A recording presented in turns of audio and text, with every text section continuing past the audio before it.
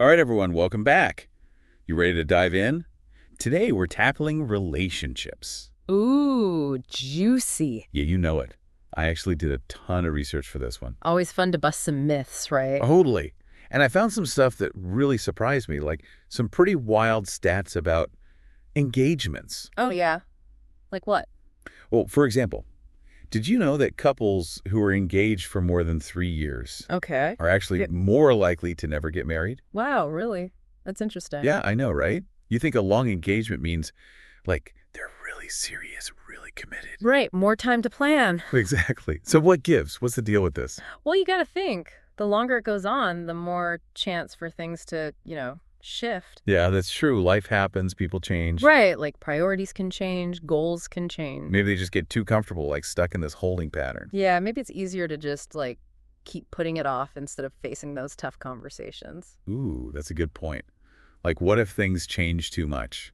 Exactly. Or what if they realize they're not actually on the same page about the future? And it's scarier to break up an engagement than, like, just break up. Definitely. Plus, think about the pressure, right? Weddings are expensive. Oh my gosh, yes. And all the planning and the expectation. It can be super overwhelming, so maybe some couples just kind of avoid it. Makes sense. Okay, so long engagements, maybe not the recipe for happily ever after, No, not necessarily. but you know it is. Wet. Vegas, baby. Vegas weddings. Always a gamble. Seriously. But come on, who hasn't thought about eloping to Vegas? Right. It's like the ultimate romantic rebellion. Exactly. But buckle up, because those impulsive I-dos, 50% chance of divorce. Whoa, seriously. 50%. Yeah. And that's just within the first 3 years. Oof, those are worse odds than the roulette wheel. Right. Makes you think twice about that Elvis impersonator officiating, huh? So it's not just about the quickie ceremony in the cheesy chapel. Apparently not. So what is it about Vegas weddings that seems to set couples up for, not making it? Well, Vegas is all about escaping reality, right? What happens in Vegas? Exactly. But marriage is about facing reality together. That's a good point. It's about building a life, not just a wild weekend. Right. Making those everyday decisions, those long-term commitments. Not exactly the Vegas mindset. Nope, not at all. And building a strong marriage, that takes more than just a spontaneous I do. Okay, so we've tackled long engagements and quickie Vegas weddings. Two extremes. But now, get ready for this, because we're about to get a little messy. Oh, We're talking chicken wings. chicken wings. Yep. Apparently there's a link between chicken wings and marital bliss. Wait, really? Seriously? I was skeptical too, but the data suggests that couples who eat chicken wings together Okay. are like way more likely to report being happy in their marriages. Interesting. I know, right? It's like, Yeah. ditch the roses past the hot sauce. So what's the connection? Spicy food equals spicy romance. Maybe. But I think it's more about the shared experience, Yeah, it's Yeah. not fancy, it's not pretentious, it's just fun and messy. Exactly. Like you're both digging in, getting your hands dirty, having a good time. Right, it's relaxed, it's playful. And maybe there's something about those endorphins from the spice. Who knows? Could be. But it's definitely a reminder that happiness doesn't always have to be about those grand romantic gestures. Totally agree. Sometimes it's those simple shared moments that really matter. Absolutely. Okay, listeners, we got to know, what are your favorite meals to share with your partner? Hit us up on social media and tell us. All right, let's keep this deep dive rolling, shall we? Let's do it. Ready for another relationship myth buster? Hit me with it. Okay, so this one's a little personal, maybe even a bit squirm-inducing. Ooh, I like where this is going. All right, picture this. Would you rather share your toothbrush Okay. or your phone password? Oh, that is a tough one. Right, it's like the ultimate relationship dilemma. So what does the research say? What are people choosing? Well, you might be surprised to hear this, but a lot of people would rather share their toothbrush. Seriously? I know, right? Makes you think about what we value more, physical privacy or digital privacy. It's fascinating, isn't it? Like our phones hold so much of our lives. Our secrets, our embarrassing Google searches, everything. Exactly. So why are we so hesitant to share that part of ourselves? Maybe it's because our phones are like an extension of our identity. True. We curate our online personas so carefully. Yeah, it's like we're afraid to let people see the real us, the unfiltered So version. behind the scenes, right? Exactly. So Yeah. sharing our phone password feels like, I don't know, exposing ourselves. It's a vulnerability thing. Makes sense. All right, listeners, we got to know, toothbrush or phone password, what would you choose? But before you answer, Let's move on to the land of filtered photos and carefully crafted bios. Online dating. You know it, and you won't believe this, but over half of people admit to lying on their dating profiles. I'm not surprised. I mean, come on, we all want to present our best selves. Totally. But at what point does it cross the line, Right. When does a little white lie become a big red flag? Exactly. Like, is it okay to tweak your photos a bit? Maybe a little filter here and there. But what about exaggerating your hobbies? Or, straight up making stuff up? Yeah, that's where it gets tricky. I think it all comes down to intention. So if you're just trying to highlight your best qualities, that's one thing. But if you're trying to deceive someone, that's not cool. Definitely not. And it sets you up for disappointment down the road. Absolutely. Because eventually, the truth comes out. And then what? Awkward first date. At best. Okay, listeners, be honest. Have you ever told a little white lie on a dating profile? Share your stories. But speaking of honesty, let's talk about those furry friends who never lie. Cats and dogs. You got it. And guess what? Couples with dogs tend to be happier than couples with cats. Really? Interesting. I wonder why. I know, right?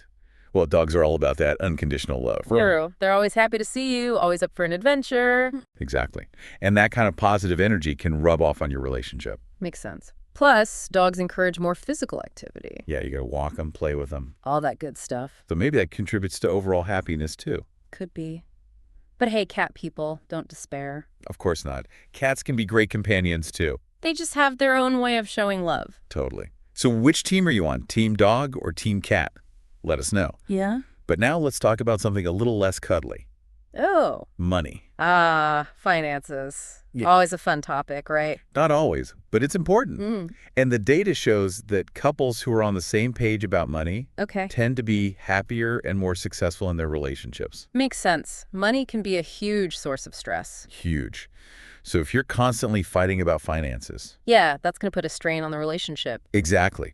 But if you can communicate openly about your financial goals. Right, and make decisions together. It can actually bring you closer together. It's like you're a team working towards a common goal. Totally.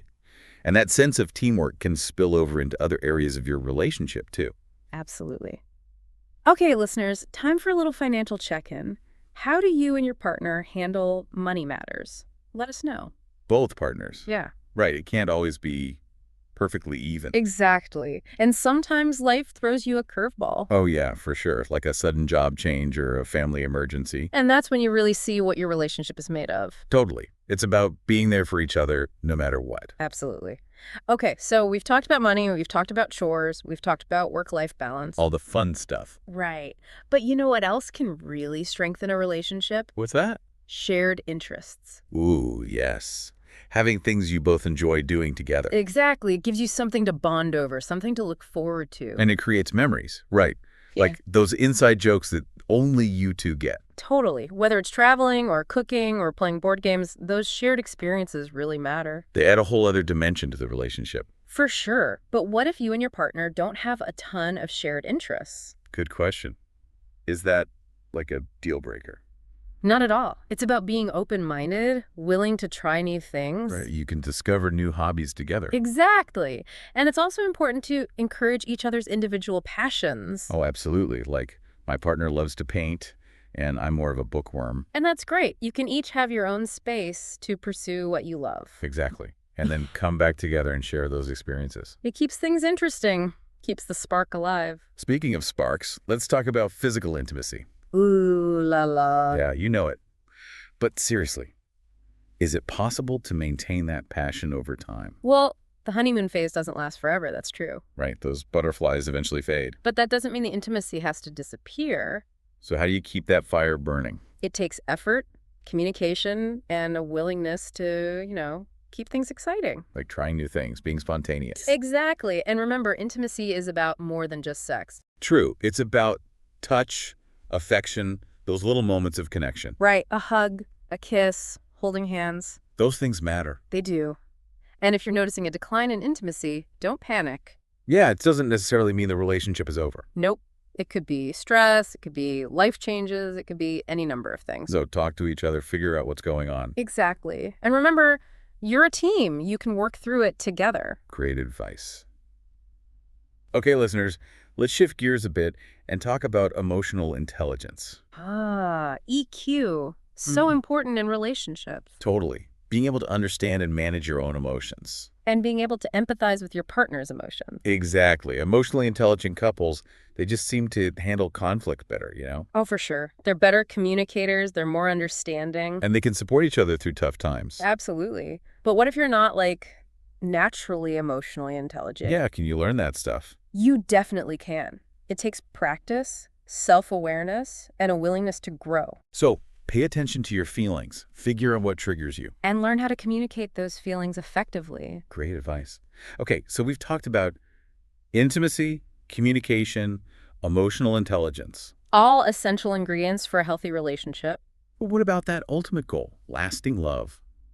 Is it even possible? I believe it is, but it takes work, dedication, and a whole lot of love. So it's not just about finding the right person. It's about choosing to love that person every single day. Through the good times of that. Exactly. It's about supporting each other's dreams. Communicating openly, forgiving each other's mistakes. And never taking each other for granted. Beautifully said. Yeah. Okay, we can't talk about love without talking about heartbreak. Oh, yeah, that's the tough part. But is it possible to learn from heartbreak? I think so. It can teach you about yourself, about what you want in a partner. And it can make you stronger, more resilient? Exactly. It's about picking yourself up, dusting yourself off, and moving forward. Easier said than done, but so important. It is. And you know what else is important? What's that? Acceptance. Ah, yes. Accepting your partner for who they are. Flaws and all. So true. We all have our quirks. And that's okay. It's what makes us unique. It's about loving the whole package. Exactly. The good, the bad, and everything in between. And when you can do that, when you can truly accept your partner. That's when you create a love that lasts. Beautifully said. Well, folks, I think that about wraps up our deep dive into the world of relationships. We covered a lot of ground today. We did. We talked about everything from chicken wings to heartbreak. And everything in between. Hopefully you learned a thing or two. Maybe had a few laughs along the way. And maybe even gain some new insights into your own relationships.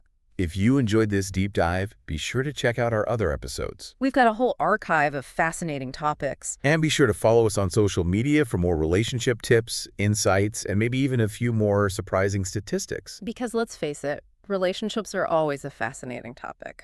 They sure are. Thanks for joining us, and until next time, keep diving deep.